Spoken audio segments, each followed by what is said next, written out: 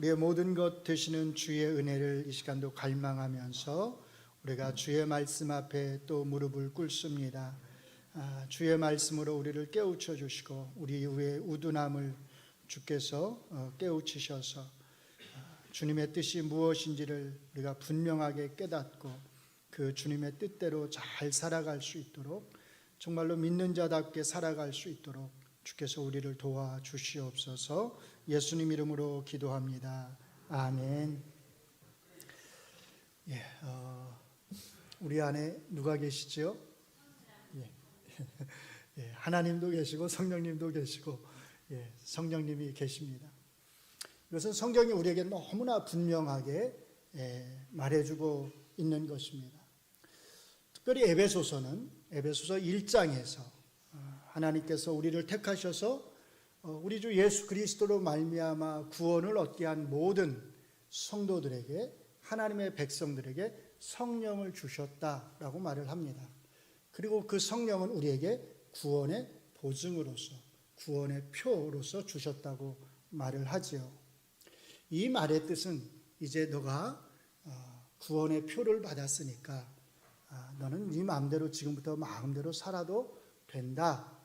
네가 어떻게 살든지 너는 구원을 받을 것이다 라고 하는 것이 아니라, 이제부터 너는 성령을 구원의 표로서 받았으니까 내 안에 있는 그 성령님의 뜻에 따라서 그 성령님의 지도를 받으면서 살아가야 된다라고 사실은 말을 하는 것입니다.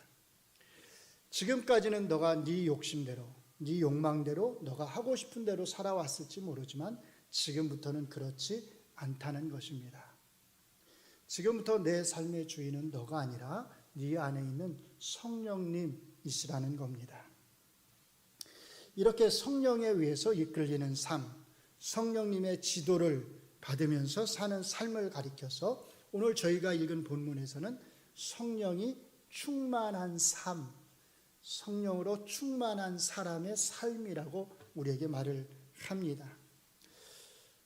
그러니까 성령님의 측면에서 보면 에베소서는 1장이 성령의 보증에 대한 말씀으로 시작해서 마지막 뒷부분 5장, 6장이 사실은 뭐에 대한 말씀이냐면 성령의 충만에 대한 말씀입니다.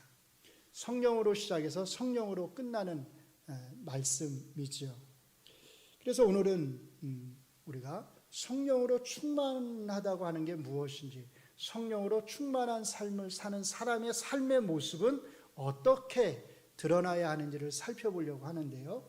오늘 저희가 읽은 이 5장 15절로 21절은 특별히 이 교회 공동체 안에서 성도들 간에, 믿는 성도들 간에 성령으로 충만한 삶의 모습이 어떤 모습인지, 그 관계가 어떻게 드러나야 되는지를 우리에게 말해주고 있습니다.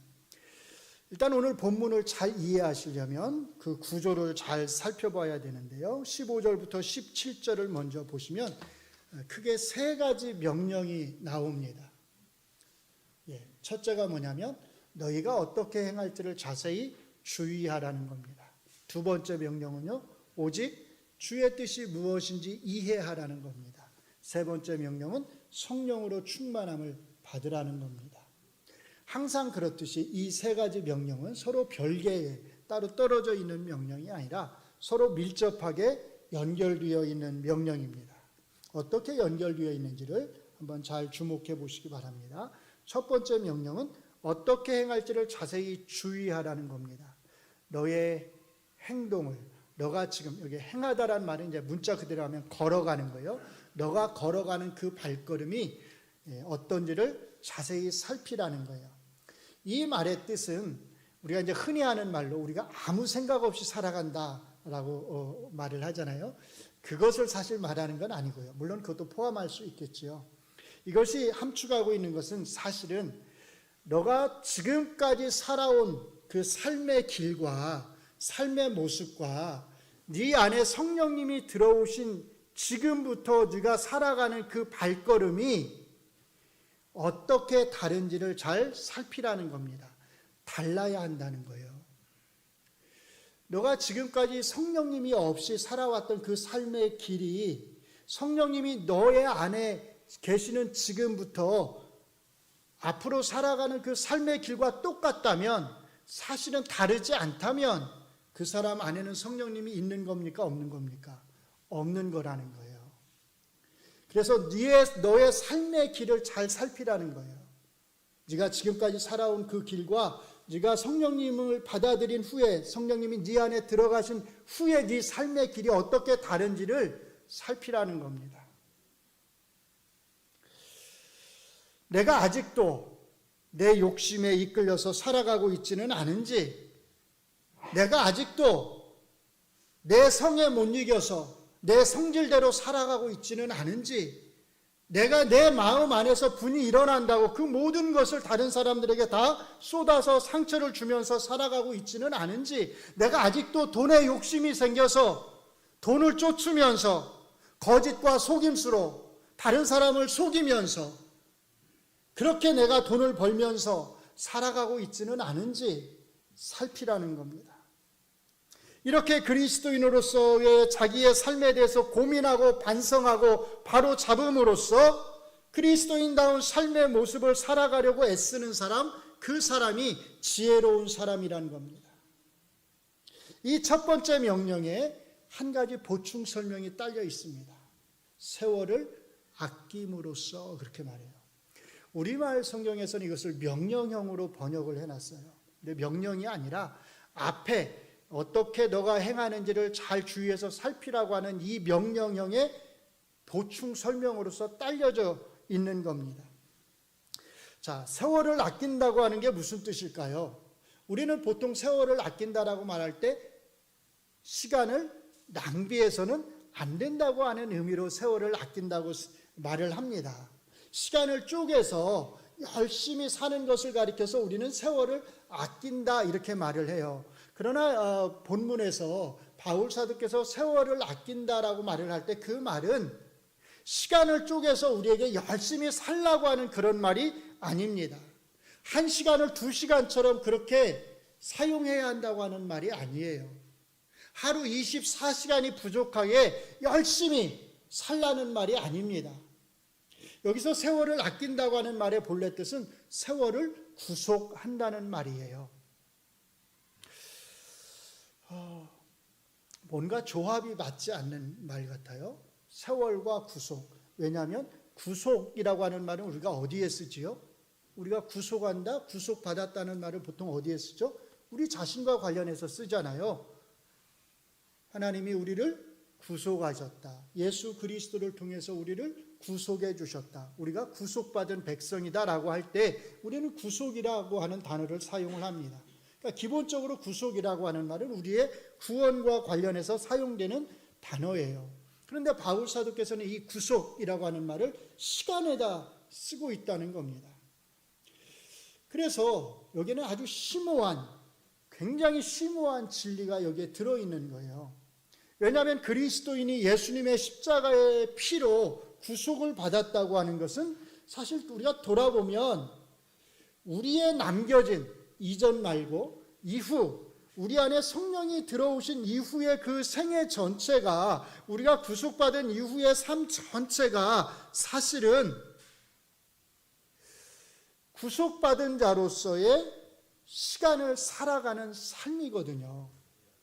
내가 구속받았다고 하는 것은 다른 식으로 표현하면 나에게 남겨진 나의 모든 삶이, 나의 모든 생애가, 그 시간이 구속을 받았다고 하는 것을 의미한다는 겁니다. 쉽게 말해서 내가 구속받았다고 하는 것은 나에게 남겨진 삶의 시간들이 이제는 누굴 위해서 쓰여져야 된다는 거예요? 하나님을 위해서 쓰여져야 한다는 겁니다. 나에게 남겨진 시간들이 여전히 죄를 범하는 데 쓰여지고 있다면, 나에게 남겨진 시간들이 여전히 내 욕심을 채우는 데 쓰여지고 있다면 그 사람은 구속받은 사람이라고 말할 수 없는 거지요. 그러니까 그 사람은 시간을 구속하지 못한 겁니다. 우리가 구속받은 백성이라고 하는 것은 우리의 쓰여지는 시간들을 보면 알 수 있다는 거예요. 여러분들에게 주어진 그 남겨진 삶의 시간들을 여러분들이 어디에 어떻게 어떤 방식으로 쓰는지를 보면 알 수 있다는 겁니다. 그러니까 결국 우리가 내가 구속받았다고 하는 것은 나의 시간이 함께 구속을 받았다고 하는 뜻인 것을 알 수가 있습니다. 우리가 어떻게 살아가는지를 주의 깊게 생각한다고 하는 것, 내가 지금 정말로 그리스도인답게 살아가고 있는지를 깊이 살핀다고 하는 것은 사실 다른 것이 아니라 내가 나에게 주어진 이 시간들을, 하나님이 나에게 주신 시간들을 내가 어떻게 사용하고 있는지를 잘 살피는 것입니다. 여러분이 여러분의 시간을 죄를 범하는데 여전히 사용하고 있다면 여러분은 여러분의 시간을 구속하지 못하고 있는 겁니다. 여러분이 그리스도인이라고 하면서 더러운 욕심을 부리면서 방탕한 삶을 살아가고 있다면, 이웃에게 해를 가하는 삶을 살아가고 있다면, 여전히 분을 내는 삶을 살아가고 있다면, 분이 여러분의 마음을 주장하는 삶을 살아가고 있다면 여러분은 아직 시간을 구속하지 못한 것입니다. 그러므로 빛의 자녀들로서 우리가 그리스도인답게 살아간다고 하는 것과 우리가 우리의 시간을 구속한다고 하는 것은 같은 의미입니다. 바울 사도께서는 우리가 우리에게 주어진 시간을 구속해야 하는 이유를 이렇게 말합니다. 때가 악하기 때문이다. 시대가 악하다는 겁니다. 이 시대가 하나님의 뜻을 거슬려서 살아가는 시대라는 것입니다. 이 악한 시대 속에서 그리스도인들은 그들에게 주어진 그 시간이 악한 시대를 따라서 같은 방향으로 흘러가는 것이 아니라 이 시대의 방향과는 다른 시간으로 이것을 거슬러서 반대 방향으로 이 시간이 흘러가야 한다는 겁니다. 두 번째 명령은 주의 뜻이 무엇인지를 이해하라는 겁니다. 이것은 어려운 말이 아닙니다. 우리가 그리스도인으로서 어떻게 살아가야 할지를 고민한다면 우리는 내 뜻이 아니라 누구의 뜻을 살펴야 되겠어요? 주님의 뜻을 살펴야 되겠죠. 우리가 내 시간을 어떻게 써야 바르게 그리스도인답게 사용할 것인가를 고민한다면 우리는 주님의 뜻이 무엇인지를 살펴야 할 것입니다. 그러니까 첫 번째 명령과 두 번째 명령은 아주 밀접하게 연관되어 있는 것을 알 수 있습니다. 세 번째 명령은 성령으로 충만을 받으라는 것입니다. 우리말로 보면 성령으로 충만함을 받으라 이렇게 되어 있어요. 그래서 어떤 교파에서는 이것을 가리켜서 두 번째 성령을 받는 것이라고 말을 합니다. 첫 번째는 우리가 이제 흔히 말하는 성령을 받는 것이고, 우리는 그냥 성령을 받아서는 안 되고 두 번째로 이제 성령의 충만을 받아야 된다는 겁니다. 그러니까 이게 분리되어 있는 거예요. 성령을 받는 것과 성령의 충만을 받는 것을 별개라고 생각을 합니다. 그런데 사실은 그렇지 않지요. 첫 번째 성령을 받고 또 두 번째로 우리가 성령의 충만을 받아야 된다고 말씀하는 게 아닙니다. 이미 에베소서 1장에서 뭐라고 그랬어요? 성령이 너희 안에 있다고 말씀하셨습니다. 구원의 보증으로서 이미 성령이 너희 안에 거한다고 말씀을 하셨습니다. 성령의 충만은 다른 것이 아니라 내 안에 이미 거하시는 이 성령님께서 나의 주인이 되어서 내 삶을 지배하는 삶을 살아야 한다고 말을 하는 것입니다. 그래서 우리는 이제 철저하게 성령님의 인도하심에 순종하면서 복종하면서 사는 것입니다. 바울 사도의 다른 표현을 들자면 우리는 날마다 죽는 것입니다. 날마다 십자가에 못 박히는 것입니다. 내가 날마다 십자가에 못 박힘으로써 이제는 내 안에 내가 사는 것이 아니고 누가 사는 것이요? 그리스도께서 사시는 것. 사실은 그게 성령으로 충만한 것입니다. 그러므로 성령의 충만이라고 하는 것은 우리가 따로 두 번째로 받아야 하는 어떤 것이 아니라 이미 내 안에 있는 성령님이 철저하게 나를 지배하도록 나를 낮추고 나를 순종하고 나를 복종시키는 것입니다. 이렇게 성령의 지배를 받는 것을 바울 사도께서는 술의 지배를 받는 것과 대조해서 설명을 합니다. 그래서 앞에서 뭐라고 말해요? 뭐 하지 말라? 술 취하지 말라. 이는 방탕한 것이다. 술에 취하면 어떻게 되는지 잘 아시죠? 저도 어린 시절부터 많이 봐왔습니다. 옛날에 시골에는 어르신들이 밤이 되면 할 게 없으니까 모여서 술을 많이 드셨어요. 그것에 비하면 오늘날 분들은 별로 그렇게 술을 많이 드시는 것 같지는 않은데, 자, 술이 취하면 술이 사람을 지배합니다. 이것은 좋지 않은 반대 예를 들은 거예요. 성령에 취한 사람은 성령이 그 사람을 지배한다는 겁니다. 이것은 좋은 의미를 담고 있는 거죠. 중요한 것은 이겁니다. 성령이 충만한 사람, 성령에 취한 사람의 모습은 어떤 것일까? 어떤 모습일까요? 바울 사도는 구체적으로 4가지 예를 들어서 설명을 해줍니다. 자, 그 4가지 삶의 모습이 무엇함으로써라고 하는 걸로 보충 설명이 되고 있습니다. 함께 보시면, 첫째로 시와 찬송과 신령한 노래들로 서로 화답함으로써, 둘째로 너희의 마음으로 주께 노래하고 찬송함으로써, 셋째로 범사의 우리 주 예수 그리스도의 이름으로 항상 아버지 하나님께 감사함으로써, 마지막 4번째로 그리스도를 경외함으로 피차 복종함으로써. 다 무엇함으로써입니다. 이게 성령 충만한 사람의 4가지 삶의 모습을 설명하는 거예요. 첫째가 뭐냐면 시와 찬송과 신령한 노래들로 서로 화답한다는 겁니다. 시, 찬송, 신령한 노래는 약간씩 의미 차이가 있지만 사실 다 하나님을 찬송하는 것, 찬양하는 노래들과 관련이 있습니다.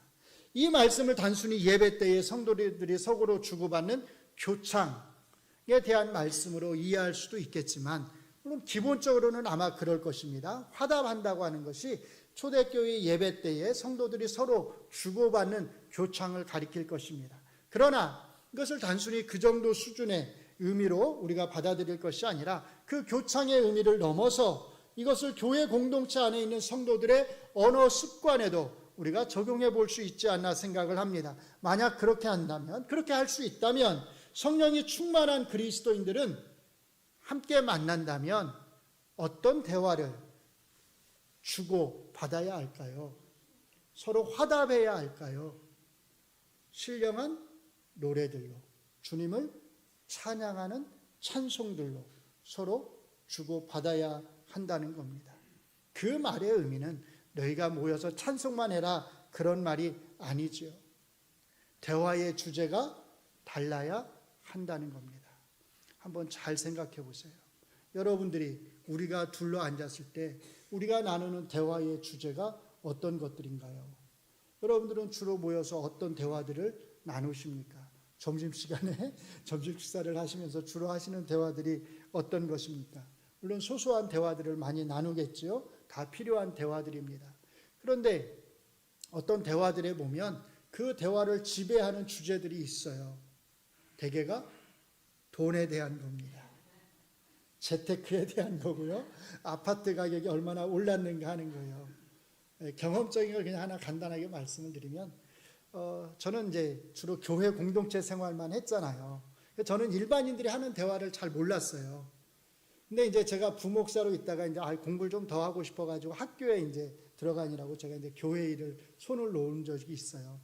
근데 이제 한 번은 처음에 이제 이렇게 사람들 처음 이제 학생들 만나고 그러면 같이 식사도 하고 그러잖아요. 그러니까 처음으로 이제 주로 믿지 않는 사람들하고 제가 식사를 하게 된 거예요. 근데 제가 지금도 그거를 잊지를 못해요. 그날의 그 식사의 대화 내용을 처음부터 끝까지 다 돈에 대한 이야기였어요. 그러니까 제가 그 대화를 마치고 나오는데 머리가 아팠어요. 아, 사람들이 이런 이야기들을 하면서 살아가는구나. 아, 사람들의 관심이 여기에 있구나. 아, 그러면서 이제 제가 또 성도들을 이해를 하게 됐어요. 우리 성도님들이 어떤 환경 속에서 주로 살아가는지도 이해를 하게 됐어요. 근데 사실 그런 것 같아요. 대부분 돈, 재테크, 아파트값 얼마나 올랐나, 어떻게 하면 불릴 수 있나, 이런 이야기들, 아니면 정치 이야기. 물론 이런 이야기들이 중요합니다. 그러나 이 이야기들이 우리 그리스도인들의 대화의 주된 주제가 되어서는 사실 안 됩니다. 우리가 서로 화답해야 하는 말, 우리가 서로 주고받아야 하는 말들은 하나님의 은혜에 대한 말들입니다. 하나님의 사랑에 대한 말들이지요. 하나님을 사랑하는 우리의 마음에 대한 말들이 주가 되어야 합니다. 하나님께 감사하는 말들이 사실은 주가 되어야 합니다. 만약에 우리가 돈에 대한 이야기를 한다면 우리는 어떤 이야기를 해야 될까요? 우리가 돈을 버는데 어떻게 하나님의 뜻에 합당하게 바른 방식으로 돈을 벌 것인가를 대화의 주제로 삼아야 할 겁니다. 우리가 돈을 쓰는 문제에 대해서 대화를 한다면 우리는 어떻게 합당하게 돈을 사용하는 것이 하나님의 뜻에 합당하게 돈을 사용하는 것인지에 대해서 함께 고민하며 얘기를 나눌 수 있어야 할 것입니다. 사실 이것들은 매우 중요한 주제들입니다. 무조건 돈을 번다고 해서 그것이 하나님의 뜻은 아닙니다. 어떻게 버느냐가 중요하고 어떻게 쓰느냐가 중요합니다. 첫 번째 명령이 사실 그것과 관련되어 있는 거예요. 우리가 주님을 믿기 전에는, 우리 안에 성령님이 계시기 전에는 돈을 버는 것 그 자체가 중요했어요. 돈을 많이 버는 것 자체가 중요했어요. 그러나 이제는 그렇지 않다는 겁니다. 어떻게 버느냐가 중요하고 어떻게 쓰느냐가 중요하고 그것에 대해서 주님의 뜻을 살피는 것이 중요하다고 말을 하는 것입니다. 그래서 고민해야 하는 것이고 그래서 깊이 숙고해야 하는 것입니다. 만약에 내가 돈을 버는데 제대로 합당하게 그리스도인답게 벌고 있는 것이 아니라면 법을 어기면서 다른 사람을 착취하면서 다른 사람에게 마땅히 주어야 될 임금들을 더디 주거나 적게 주거나 하면서 너가 돈을 모으고 있다면 너는 시간을 구속하고 있는 것이 아니라는 겁니다. 너가 월세를 받는데 다른 사람들보다 더 많이 받음으로써 그렇게 돈을 모으고 있다면 그것은 시간을 구속하는 게 아니라는 겁니다. 그러므로 그리스도인들이 만나서 어떤 대화를 어떤 방식으로 나누느냐 하는 것은 매우 중요합니다. 둘째로 성령 충만한 사람은 마음으로 주께 노래하며 찬송한다고 말을 합니다. 첫 번째 말씀이 서로에 대한 것이었다면 이 두 번째는 주께 대한 것입니다. 주가 누굴까요? 예수님입니다. 예수 그리스도를 향해서 우리의 믿음의 반응이 뭘로서 나타나야 되냐면 노래와 찬송으로 나타나야 한다는 것입니다. 예수님을 향한 자세, 태도를 말하는 거죠. 성령이 충만한 사람은 예수님에 대해서 마음속으로부터 노래하고 찬송한다는 겁니다. 예수님을 향한 그 사랑이, 예수님의 은혜에 대한 그 감격이 뭘 통해서 나타나요? 찬송을 통해서 나타나는 것입니다. 십자가 은혜를 생각하면, 주님이 나 같은 것을 구속해 주셨다고 하는 것을 생각하면 감사하지 않을 수 없고 찬송하지 않을 수 없다는 겁니다. 이건 경험적으로 사실입니다. 우리의 경험이 이것을 증명합니다. 은혜에 사로잡힌 사람 보십시오. 그 입술이 늘 찬송으로 가득 차 있어요. 항상 찬송을 합니다. 좋든 나쁘든, 좋은 환경에서든 나쁜 환경에서든 언제나 그 입술에서 찬양이 떠나지를 않습니다. 그것이 찬송가일 수도 있고 복음성가일 수도 있지만 그 입술에는 항상 주님을 찬양하는 그 찬양이 나옵니다. 하루 종일 찬송을 흥얼거립니다. 우리가 경험한 거잖아요. 경험하고 있는 거잖아요. 세 번째 모습은 범사의 우리 주 예수 그리스도의 이름으로 항상 아버지 하나님께 감사한다는 겁니다. 두 번째가 예수님에 대한 것이었다면 이 세 번째는 하나님 아버지에 대한 것입니다.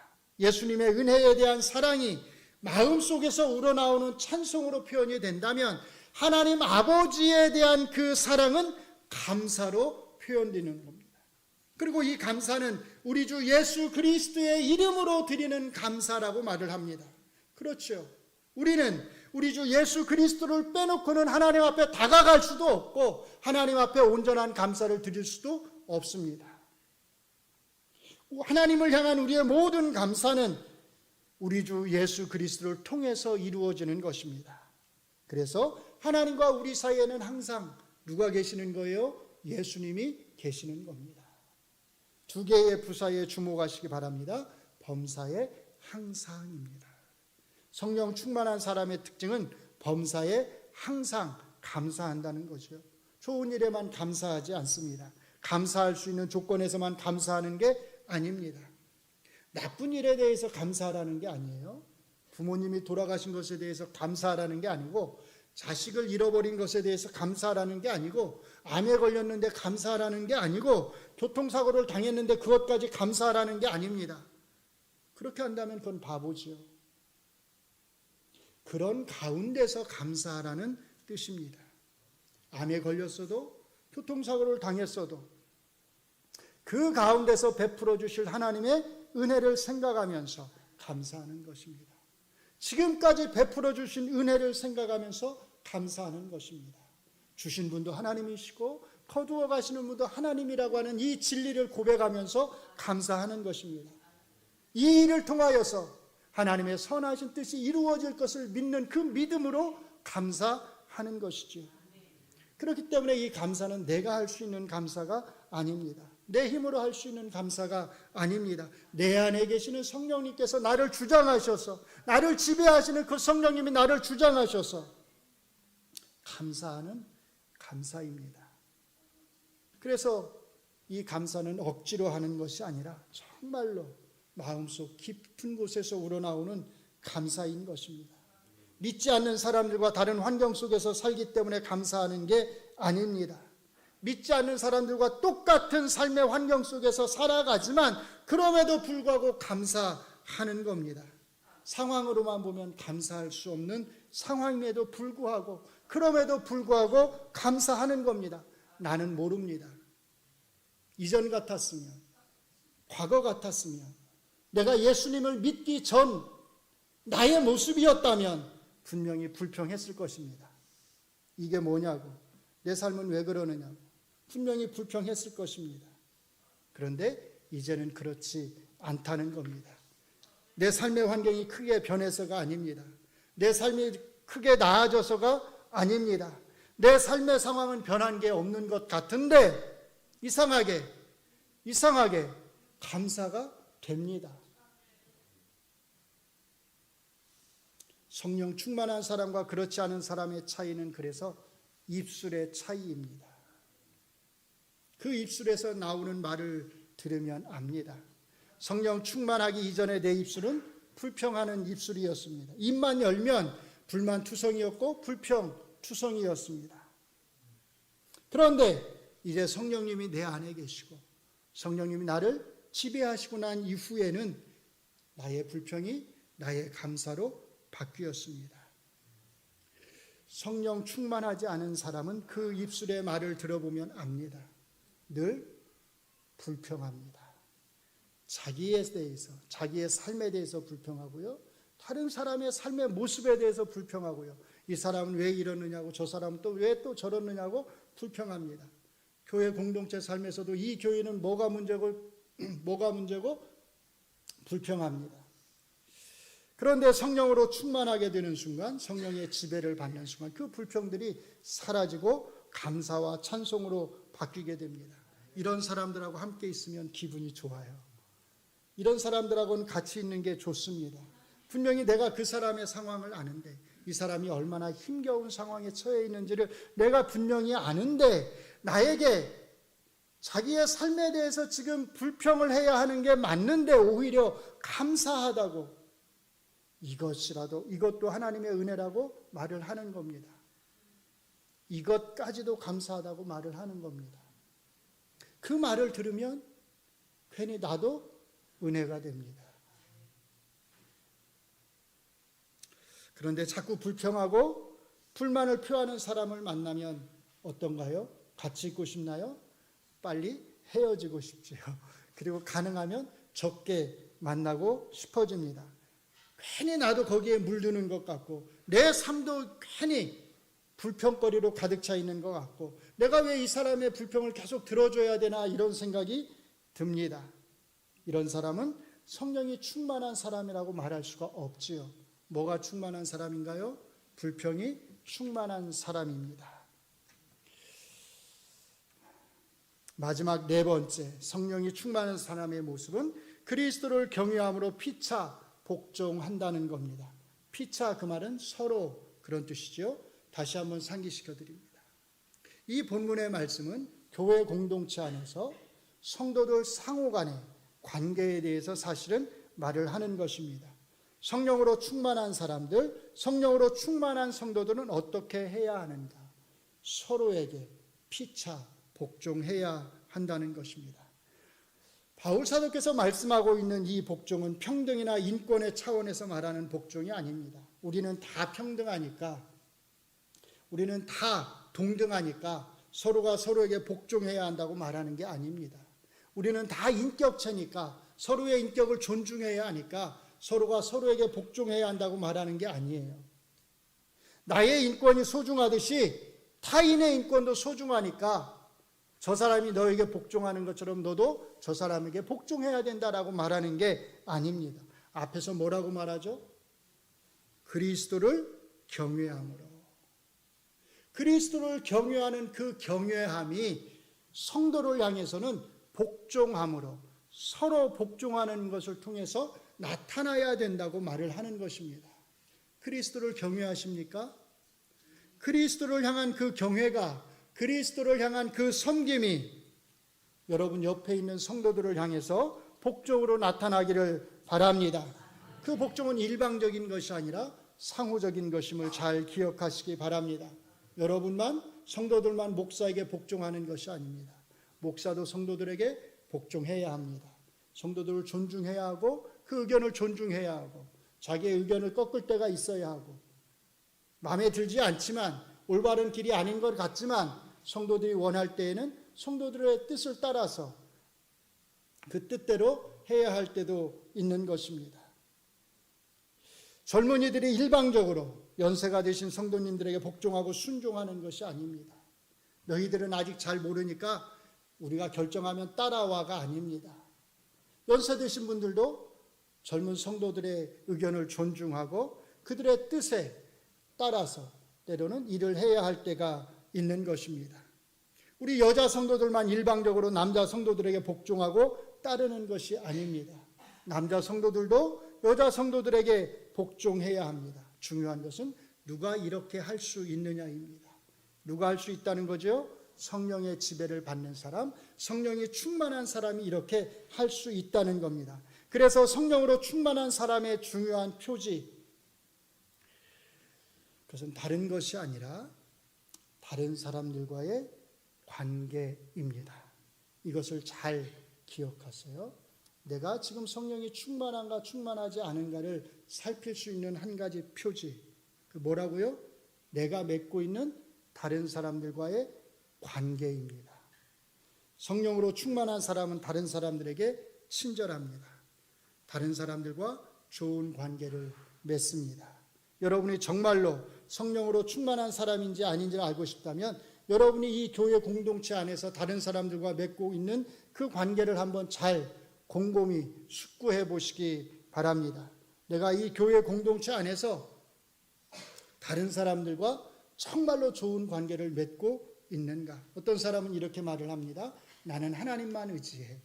나는 하나님에게만 인정을 받으면 돼. 그렇지 않습니다. 그 표현은 아무 때나 쓰는 표현이 아니라 고난 가운데 믿지 않는 사람들에게서 내가 핍박을 받을 때 일편단심 하나님을 향한 나의 마음을 그렇게 표현을 하는 것이지, 하나님께서 함께 모아두신 이 교회 공동체 안에서 나는 하나님에게만 인정을 받으면 되고 나는 다른 성도들이 나를 인정해 주지 않아도 돼 라고 말하는 것은 사실은 잘못된 것입니다. 교회 공동체 안에서 다른 성도들의 인정을 받지 못하는데 하나님이 그래 너 잘했다, 너가 옳다 그렇게 인정을 해 주실까요? 그렇지 않습니다. 아마 하나님은 이렇게 말씀하실 거예요. 나에게 인정을 받기 원한다면 너가 속해 있는 그 교회 공동체 성도들에게 먼저 인정을 받고 와라. 그러면 내가 인정해 줄게.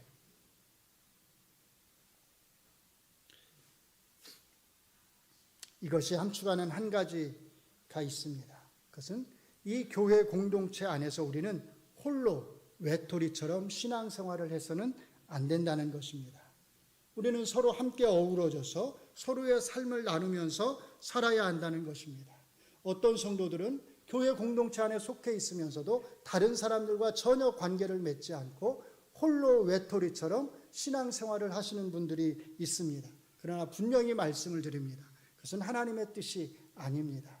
하나님이 우리를 모으신 것은 그 안에서 홀로 외톨이처럼 생활하라고 모으신 것이 아니라 함께 삶을 나누라고, 어우러지라고, 함께 도우면서, 함께 의지하면서, 함께 격려하면서 살아가도록 우리를 부르신 것입니다.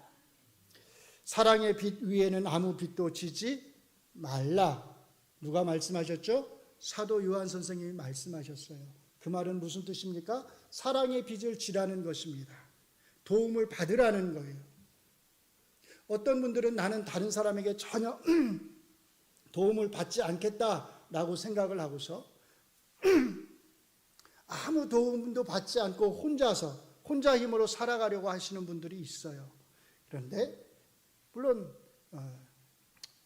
좋은 의도로 그렇게 생각하고 말씀하시는 줄은 알지만 그게 성경적이지는 않습니다. 성경 말씀에 따르면 우리는 도움을 주고 받아야 됩니다. 필요하면 도움을 받아야 되고요. 또 필요하면 도움을 주시면 됩니다. 그래서 사랑의 빛 위에는 아무 빛도 지지 말라고 말씀을 하시는 것입니다. 서로 어우러져서 서로 사랑하면서 서로에게 복종하면서 서로 좋은 관계를 맺고 특별히 서로에게 친절을 베풀면서 살라는 것입니다. 오늘 말씀을 정리합니다. 바울 사도께서 성령 충만한 사람의 4가지 모습을 우리에게 보여주고 있습니다. 첫째로 시와 찬송과 신령한 노래들로 서로 화답하는 것입니다. 둘째로 마음으로 주님께 노래하는 것입니다. 셋째로 범사에 우리 주 예수 그리스도의 이름으로 항상 하나님 아버지께 감사하는 것입니다. 넷째로 그리스도를 경외함으로 피차 복종하는 것입니다. 순서에 잘 주목하세요. 서로에게, 예수님에게, 하나님에게, 서로에게입니다. 가운데 2번째와 3번째 예수님과 하나님을 향한 게 있고 첫 번째와 마지막 4번째 누구요? 서로를 향한 게 있습니다. 예수님을 향한 사람, 하나님을 향한 사람, 그것이 서로에게 흘러가지 않으면 사실은 그 사람은 성령이 충만한 사람이라고 말할 수 없다는 뜻입니다. 사랑하는 성도 여러분, 서로를 향해서 친절하시기 바랍니다. 하나님은 우리를 향해서 한없이, 정말로 한없이 친절하신 분이십니다. 우리가 성령이 충만하다면, 성령님이 정말로 우리를 지배하신다면 하나님이 우리에게 베푸시는 그 친절을 우리는 다른 성도들을 향해서 베풀어야 합니다. 그리고 그 친절은 서로를 향한 복종으로 나타나게 되어 있습니다. 서로를 향한 관심과 돌봄으로 나타나게 되어 있습니다. 우리 모두가 다 성령으로 충만하기를 바랍니다. 그리고 이 성령의 충만함은 우리가 얼마나 큰 능력을 행하느냐가 아니라, 다른 사람들이 할 수 없는 일을 우리가 할 수 있느냐 없느냐가 아니라, 우리가 이 교회 공동체 안에서 다른 성도들과, 내 옆에 있는 성도들과 맺는 그 관계 속에서 그 성령의 열매를 통해서 나타난다고 하는 것을 잘 기억하시기를 바랍니다. 기도하겠습니다. 우리 안에 성령님이 계심을 믿습니다. 그 성령님이 우리의 삶의 주인이심을 고백합니다. 이제 우리가 우리의 욕심의 지배를 받지 않고, 우리의 정욕의 지배를 받지 않고, 우리 안에 계시는 성령님의 지배를 받기를 원합니다. 그리고 우리 안에 정말로 성령님이 계시고 성령님이 우리의 삶을 지배하신다고 하는 그 표로서 우리가 서로를 사랑하면서, 서로를 격려하면서, 서로를 위하면서 그렇게 살아가기를 원합니다. 하나님을 향한 사랑이 하나님께서 함께 이 교회 공동체에 모아주신 서로를 향해서, 성도들을 향하여서 드러나기를 원합니다. 우리 힘으로 할 수 없습니다. 주의 성령께서 이 일을 행하여 주시옵소서. 예수님 이름으로 기도합니다. 아멘.